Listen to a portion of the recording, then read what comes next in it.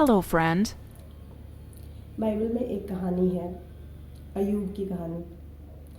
उसमें हम देखते हैं कि परमेश्वर खुद अय्यूब की गवाही देता है और कहता है शैतान को कि क्या तूने मेरे दास पे दृष्टि की है कि वो इतना धर्मी था। पर परमेश्वर उसकी धार्मिकता से खुश था, उसके कैरेक्टर से तो खुश था, पर एक बात थी जिससे परमेश्वर खुश नहीं था अय्यूब की, और वो क्या थी? अय्यूब की आशीषें। अय्यूब की आशीषें उतनी नहीं थी जितना वो धर्मी था।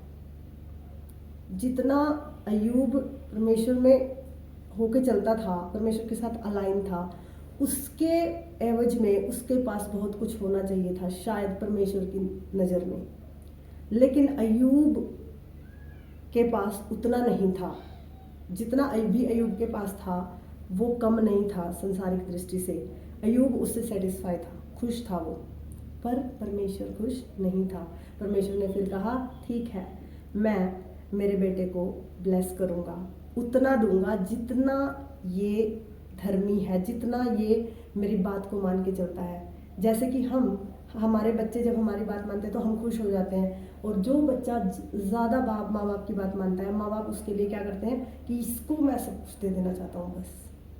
तो वैसे ही परमेश्वर ने भी अय्यूब के लिए ऐसा सोचा, और जो अय्यूब के साथ हुआ वो एक रैंडम चीज़ नहीं थी कि शैतान एक दिन आया और ऐसे ही परमेश्वर के माइंड में आया थॉट कि चलो ठीक है अय्यूब के बारे में पूछ लेते हैं। नहीं, परमेश्वर शैतान का वेट कर रहा था कि ये आएगा और फिर मैं अय्यूब वाला मैटर, अय्यूब की फाइल उठाऊंगा और उस पर काम करूंगा और उसको उतना ब्लेस करूंगा जितना उसको होना चाहिए।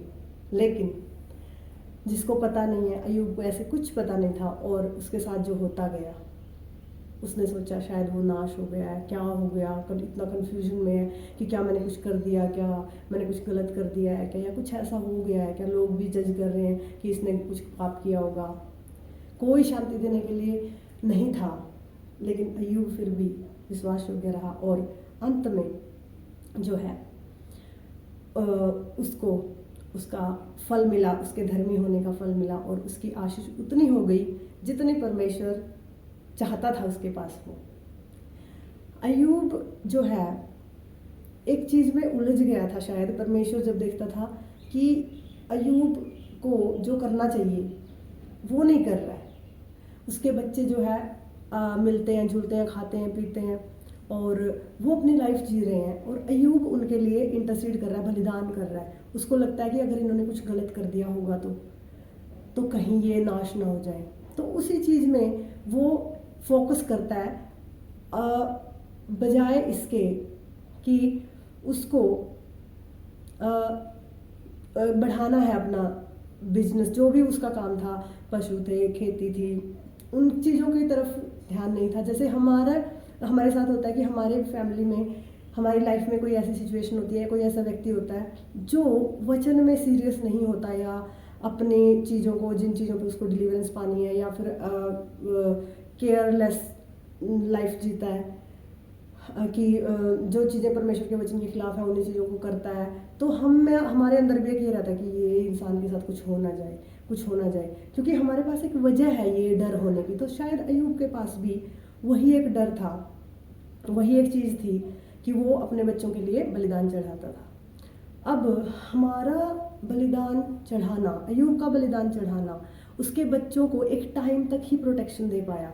तो इसका मतलब ये है कि जब तक एक व्यक्ति खुद से डिसाइड नहीं करता कि मुझे सीरियसली लेना है चीज़ों को, मुझे परमेश्वर के वचन में चलना है, तब ही वो व्यक्ति बचाया जा सकता है।